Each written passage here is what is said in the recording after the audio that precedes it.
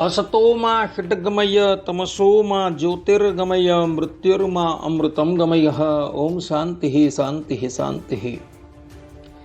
अस्मद्गुरु समारंभां नाथयामून मध्यमां लक्ष्मी वल्लभ पर्यंतां वंदे गुरु परंपरा।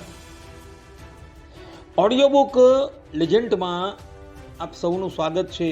હું રાકેશ શાસ્ત્રી આજે તમારી સન્મુખ ગ્રહણના ધર્મો નહીં પાડનારાની કઈ દુર્ગતિ, તેણે શું પ્રાયશ્ચિત કરવું તથા ગ્રહણ દરમિયાન સ્નાન જપ દાન આદિ કર્મ કરનારાને કયા ફલની પ્રાપ્તિ થાય છે, આ ઓડિયો બુક લઈને ઉપસ્થિત થયું છે। તો ભગવાન સ્વામિનારાયણ શિક્ષાપત્રીના 86 અને 87માં શ્લોકમાં પોતાના સમસ્ત આશ્રિતોને આજ્ઞા આપતા કહે છે કે રવેરિન્દ્રોષ્ટ ઉપરાગે જાયમાને પરાહ ક્રિયઃ હિત્વાસુ શુચિભિઃ સર્વૈઃ કાર્યઃ કૃષ્ણ મનોરજપઃ જાતાયામથ તન્મુક્તો કૃત્વા સ્નાનમ સચેલકમ દેયમ દાનમ ગૃહજનૈઃ શક્ત્યા અન્યૈશ્વર્ય ઈશ્વરઃ।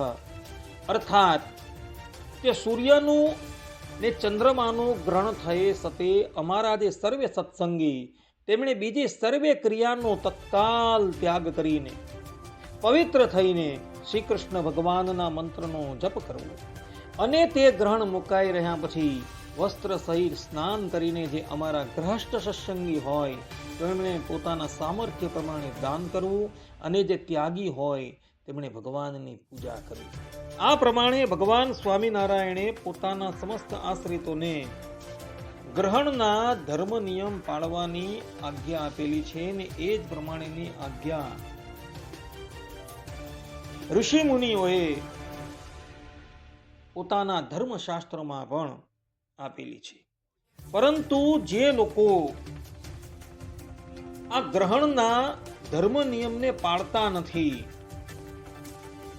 અને ગ્રહણ દરમિયાન પણ સ્વચ્છંદ રીતે વર્તન કરે છે, એ બધા જ લોકોની દુર્ગતિ થાય છે અને એ બધા જ લોકો પ્રાયશ્ચિતના ભાજી થાય છે। જેમ કે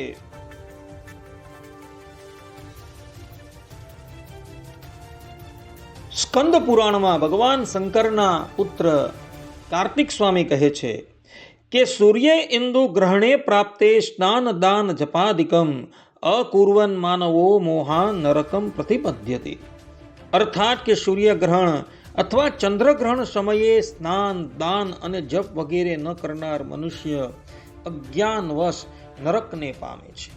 પદ્મ પુરાણમાં મહર્ષિ પુલસ્ત ગંગાપુત્ર ભીષ્મને કહે છે કે ગ્રહણેતુ વિશેષેણ સ્નાન દાન જપાદિકમ યહ ન કુર્યાત નરઃ પાપી સ પાપ ફલમશ્નુતે। અર્થાત કે ગ્રહણના સમયમાં વિશેષ કરીને સ્નાન દાન અને જપ વગેરે કરવાનું કહ્યું છે। જે પાપી મનુષ્ય આ ધર્મોનું પાલન નથી કરતો તે પાપનું ફળ ભોગવે છે। ધર્મ સિંધુમાં કાશીનાથ ઉપાધ્યાય કહે છે કે ગ્રહણે સ્નાન દાનાદિ ન કૃત્વા યો સ્નુતે નરઃ સ પાપ ભાગ ભવેત સદ્યઃ પુણ્યમ તસ્ય વિનિશ્યતિ।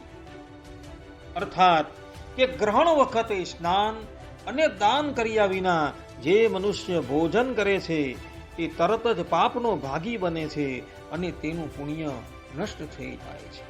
નિર્ણય સિંધુમાં કમલાકાર ભટ્ટ કહે છે કે સૂર્ય ચંદ્ર ગ્રહણે કાલે જપો દાનમ વિશેષતઃ અકર્તોર નર કપ્રાપ્તિ કર્તુઃ પુણ્ય ફલમ મહત। અર્થાત કે સૂર્ય અથવા ચંદ્ર ગ્રહણના સમયમાં જપ અને દાન વિશેષ કરવાનું છે। જે મનુષ્ય આ જપ તથા દાન ઇત્યાદિ કરતો નથી તે દેહાંતે ઘોર નરકમાં જાય છે અને જે લોકો ગ્રહણ દરમિયાન સ્નાન છે દાન છે જપ છે ઇત્યાદિ કરે છે એ મહાપુણ્ય ફલ પ્રાપ્ત કરે છે।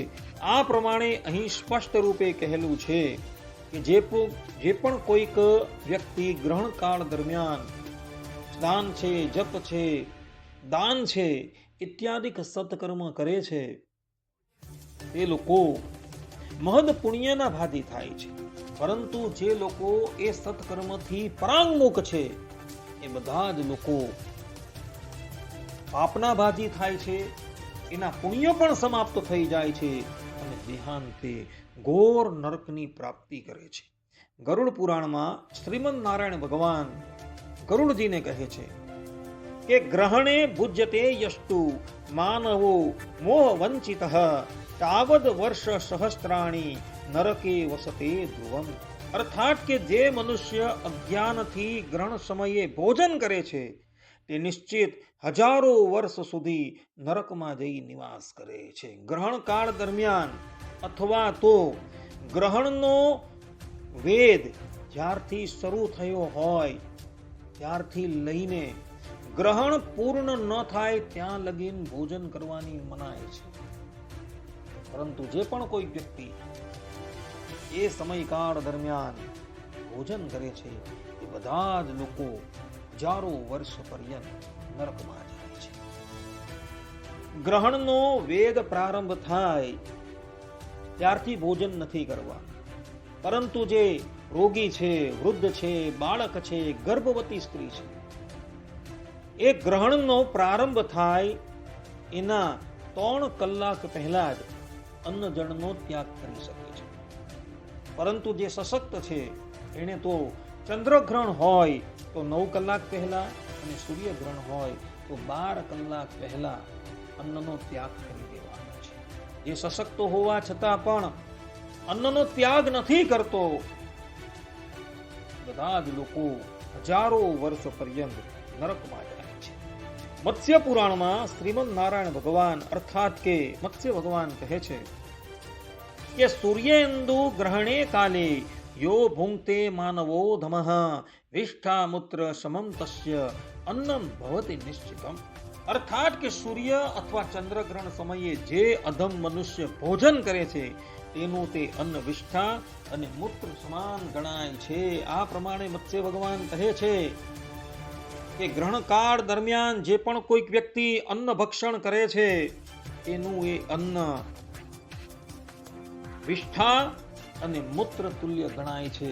માટે ગ્રહણ કાળ દરમિયાન જે પણ કોઈક વ્યક્તિ અન્ન ભક્ષણ કરે છે એ વિષ્ઠાનું ભક્ષણ કરે છે અને જલપાન કરે છે એ મૂત્રનું પાન કરે છે.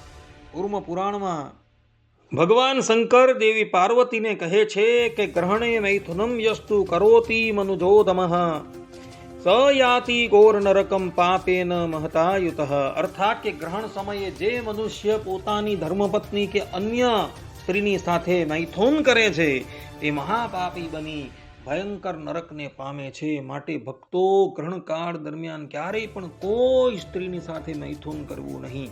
ધર્મ સિંધુમાં કાશીનાથ ઉપાધ્યાય કહે છે કે ગ્રહણે ભોજનમ નિદ્રા મૈથુનમ ચ વિશેષતઃ વર્જયેત સર્વથા વિદ્વાન પાપમ તત્ર પ્રજાયતિ. અર્થાત કે ગ્રહણના સમયમાં ભોજન, નિદ્રા અને મૈથુન આ બધું જ વિદ્વાન મનુષ્ય સંપૂર્ણ રીતે ત્યાગવું જોઈએ, કારણ કે તેમાંથી પાપ ઉત્પન્ન થાય છે. કેટલાક લોકોને રાત્રિને વિશે ચંદ્રગ્રહણ હોય ને તો સુવાની બહુ કુટે હોય છે. એક લોકો ગોદડા ગ્રહણ કરતા હોય છે, પરંતુ એ લોકોએ આ ધર્મ સિંધુના વચન જે છે એ આત્મસાત કરવા યોગ્ય છે. ગ્રહણનો સમય હોય તે દરમિયાન નિદ્રા લેવાની નથી, અન્યથા એ નિદ્રામાંથી પાપ ઉત્પન્ન થાય છે. માટે ગ્રહણના સમયે તો ભગવાનનું સ્મરણ કરવું એ જ સિદ્ધાંત વાત છે.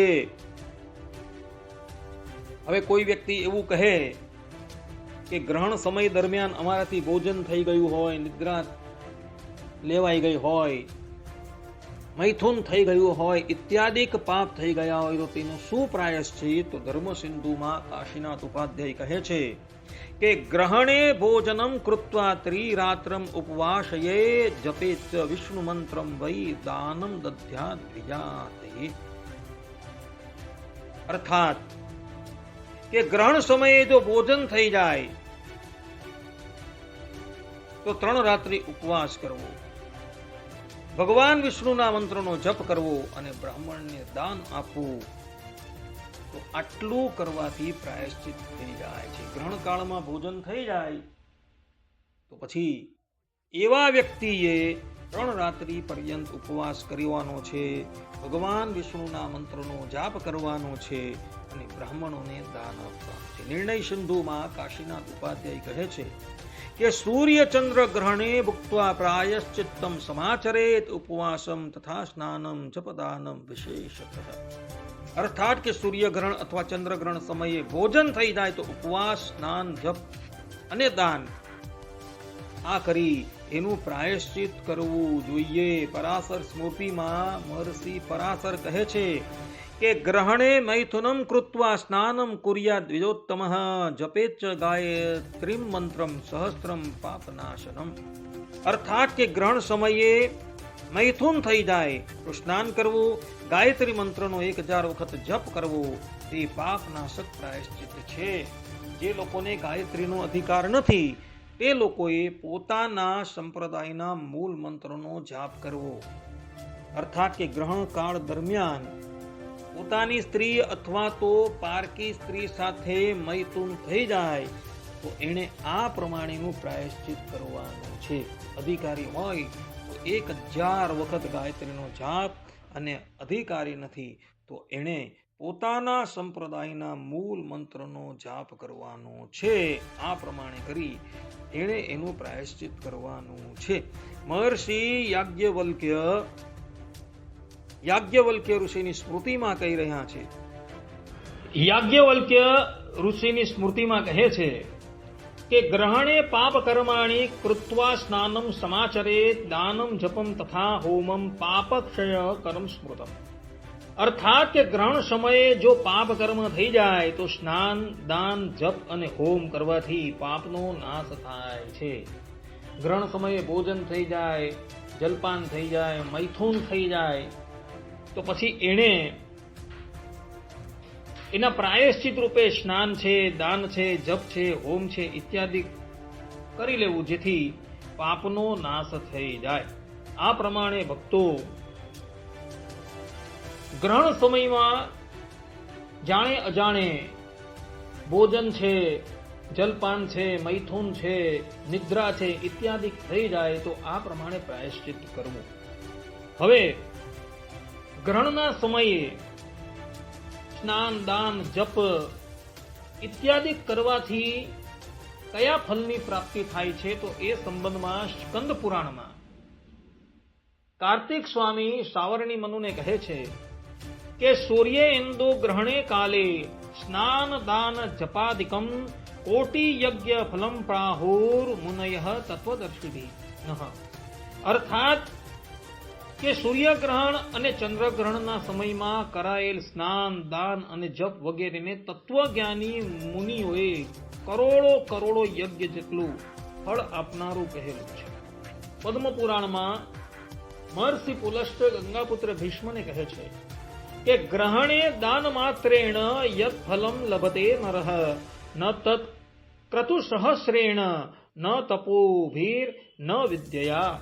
અર્થાત કે ગ્રહણ સમયે માત્ર દાન કરવાથી જે ફલ મળે છે એ હજારો યજ્ઞો, કઠિન તપસ્યા અથવા વિદ્યાથી પણ પ્રાપ્ત થતું નથી.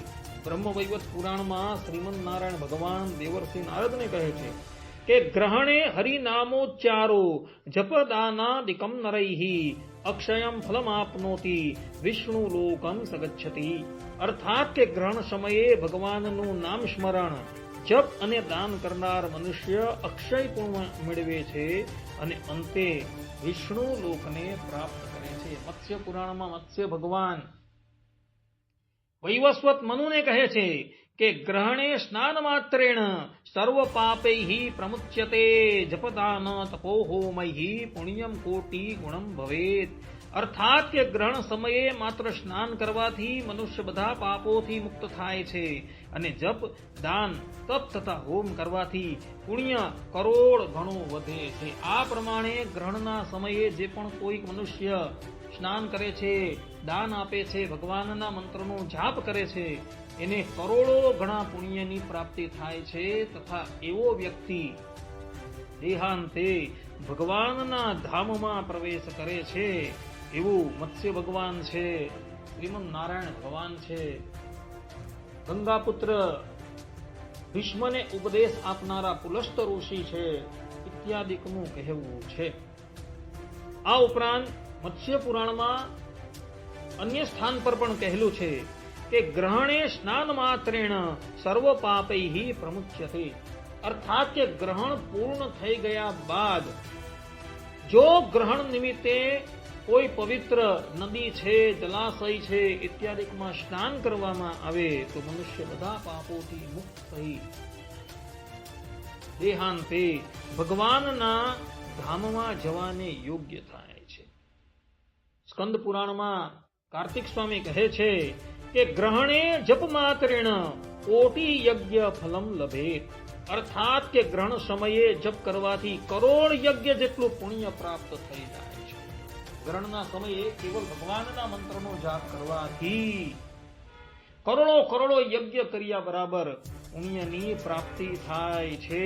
પદ્મ પુરાણમાં મહર્ષિ પુલસ્ત ગંગાપુત્ર ભીષ્મને કહે છે કે ગ્રહણે દાન માત્રેણ અક્ષયમ ફલમશ્નુતે, અર્થાત કે ગ્રહણ સમયે દાન કરવાથી અક્ષય પુણ્યની પ્રાપ્તિ થાય છે. બ્રહ્મવૈવત પુરાણમાં શ્રીમદ નારાયણ ભગવાન કહે છે કે ગ્રહણે હરિનામ સ્મરણમ પાપ નાશનમ, અર્થાત કે ગ્રહણ સમયે ભગવાનના નામનું સ્મરણ કરવું એ પાપનો નાશ કર્યા બરાબર છે. માટે ભક્તો ગ્રહણના સમયે બધા જ લોકો નાનાદિકથી શુદ્ધ થઈને ભગવાનના મંત્રનો જાપ કરજો અને ગ્રહણ પૂર્ણ થાય પછી કોઈ પવિત્ર બ્રાહ્મણને યથાશક્તિ દાન કરજો. ધર્મસિંધુમાં કાશીનાથ ઉપાધ્યાય કહે છે કે ગ્રહણે ભુક્તિ વર્જનમ પુણ્ય વૃદ્ધિ કરમ સ્મૃતમ, અર્થાત કે ગ્રહણ સમયે ભોજનનો ત્યાગ એટલે કે ઉપવાસ કરવો એ પુણ્યમાં વૃદ્ધિ કરનાર કહેવાયો છે. માટે ભક્તો ગ્રહણના સમયે ક્યારેય પણ ભોજન કરતા નહીં. ગ્રહણનો સ્પર્શ થાય ત્યાંથી લઈને ગ્રહણ પૂર્ણ ન થાય ત્યાં લગીન સશક્ત મનુષ્યએ ભોજન કરવાનું નથી. અશક્ત મનુષ્ય છે, ગર્ભિણી સ્ત્રી છે, બાળક છે, વૃદ્ધ છે, એણે પણ ગ્રહણના 3 કલાક પહેલા અન્નનો ત્યાગ કરી દેવાનો છે અને 1 કલાક પહેલા જલનો ત્યાગ કરી દેવાનો છે. હવે ગ્રહણ કાળ દરમિયાન કઈ 10 મુખ્ય બાબતો ત્યાગ કરવા યોગ્ય છે એનું વર્ણન હું તમારી સન્મુખ કરું છું. તો મત્સ્ય પુરાણમાં મત્સ્ય ભગવાન કહે છે કે સૂર્ય ઇન્દુ ગ્રહણ કાલે યો ભુંક્તે માનવો ધમઃ વિષ્ઠામૂત્ર સમમ તસ્ય અન્નમ ભવતી નિશ્ચિતમ, અર્થાત કે સૂર્ય અથવા ચંદ્રગ્રહણ સમયે જે મનુષ્ય ભોજન કરે છે તેનું તે અન્ન વિષ્ઠા મૂત્ર સમાન ગણાય છે. એટલે ગ્રહણ કાળ દરમિયાન અન્નનો ત્યાગ કરવાનો છે.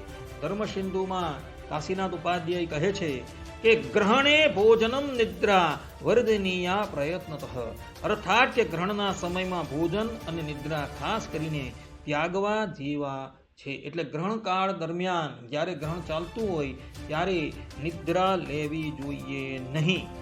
કૂર્મ પુરાણમાં ભગવાન શંકર દેવી પાર્વતીને કહે છે કે ગ્રહણે મૈથુનમ યસ્તુ કરોતી મનુજોધમઃ સ યાતિ ઘોર નરકમ પાપેન મહતા યુતઃ, અર્થાત કે ગ્રહણ સમયે સંયોગ કરનાર મનુષ્ય અર્થાત કે મૈથુન કરનાર મનુષ્ય મહાપાપી બની ભયંકર નરકને પામે છે. એટલે ગ્રહણ કાળ દરમિયાન પોતાની પત્નીના સમાગમનો પણ ત્યાગ કરવો. નિર્ણય સિંધુમાં કમલાકાર ભટ્ટ કહે છે કે ગ્રહણે પાક કર્માણી સર્વથા પરિવર્જયેત, અર્થાત કે ગ્રહણના સમયમાં રસોઈ કરવાનું સંપૂર્ણ રીતે ત્યાગવું જોઈએ. ગ્રહણનો સમય ચાલતો હોય અર્થાત કે ગ્રહણનો સ્પર્શ થયો હોય ત્યાંથી લઈને ગ્રહણનો મોક્ષ ન થાય ત્યાં લગીન રસોઈ બનાવવાની નથી.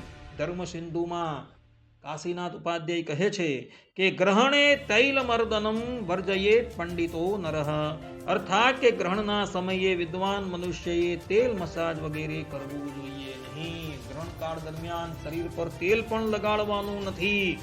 આ ઉપરાંત સ્કંદ પુરાણમાં કાર્તિક સ્વામી કહે છે ભૂષણાભરણાદિની ત્યજેત ગ્રહણ સંભવે, અર્થાત કે ગ્રહણ સમયે આભૂષણ શૃંગાર વગેરેનો પણ ત્યાગ કરવાનો છે. બ્રહ્મવૈવત પુરાણમાં શ્રીમદ નારાયણ ભગવાન કહે છે, વ્યર્થાલાપમ પરિત્યજ્ય હરિનામાનું કીર્તનમ, અર્થાત કે વ્યર્થ વાતચીત છોડીને ભગવાનના નામનું સ્મરણ કરવાનું છે. ગ્રહણકાળ દરમિયાન કોઈ પણ વ્યક્તિએ વ્યર્થ વાત નથી કરવાની, પરંતુ ભગવાનના નામનું સ્મરણ કરવાનું છે એવું શ્રીમદ નારાયણ ભગવાન બ્રહ્મવૈવત પુરાણની અંદર કહી રહ્યા છે. પદ્મ પુરાણમાં પુલસ્ત ઋષિ કહે છે, ગ્રહણે સૂચિતા કાર્ય સ્નાનમ પુણ્ય વિવર્ધનમ, અર્થાત કે ગ્રહણના સમયમાં શુદ્ધતા રાખવી અને સ્નાન કરવું તે પુણ્ય વધારનાર છે. એટલે ગ્રહણનો પ્રારંભ થાય તે પહેલા સ્નાન કરવાનું છે અને ગ્રહણ પૂર્ણ થાય પછી પણ સ્નાન કરવાનું છે. કારણ કે શાસ્ત્રોમાં કહેલું છે કે જે ગ્રહણ પૂર્ણ થઈ ગયા બાદ સ્નાન નથી કરતો એ બીજા ગ્રહણ પર્યંત સૂતકી રહે છે. એટલે ગ્રહણ પૂર્ણ થાય ત્યારે અવશ્ય સ્નાન કરવું. સ્કંદ પુરાણમાં કહેલું છે કે ગ્રહણે હરિસ્મરણમ કર્તવ્યમ સર્વદા નરૈહી, અર્થાત કે ગ્રહણ સમયે મનુષ્યએ ભગવાનનું સ્મરણ જરૂર કરવું અને અન્ય વાર્તાલાપનો ત્યાગ કરવો જોઈએ. તે જ પ્રમાણે પદ્મ પુરાણમાં મહર્ષિ પુલસ્ત કહે છે, ગ્રહણે દાનહીનસ્ય પુણ્યમ નશ્યતિ તક્ષણાત, અર્થાત કે ગ્રહણ સમયે દાન ન કરનારનું પુણ્ય તરત જ નષ્ટ થઈ જાય છે. માટે ગ્રહણના સમયે દાનનો સંકલ્પ કરી જ્યારે ગ્રહણ પૂર્ણ થાય ત્યારે નાય ધોઈથી પવિત્ર થઈ પવિત્ર બ્રાહ્મણને દાન આપવાનું છે. આ દાન જે છે એ જરૂર આપવું, કારણ કે દાન આપવાથી મનુષ્યને કરોડ ગણું ફલ પ્રાપ્ત થાય છે. તો આ 10 બાબતની વાત જે શાસ્ત્રોમાં કહેલી છે એ મેં તમારી સન્મુખ વર્ણવેલી છે. એ 10 બાબત બધા જ લોકો યાદ રાખે અને ગ્રહણ કાળ દરમિયાન જે બાબતનો નિષેધ કરવામાં આવેલો છે એનું આચરણ ક્યારેય પણ ન કરે. આટલું કહીને હું મારી આ ઓડિયો બુકને અહીં વિરામ આપું છું. સર્વે સંતો નિરામયઃ, સર્વે સુખીનો ભવંતુ, સર્વે ભદ્રાણિ પશ્યન્તુ, મા કશ્ચિદ દુર્ભાગ ભવેત. અસ્તુ. જય સ્વામિનારાયણ.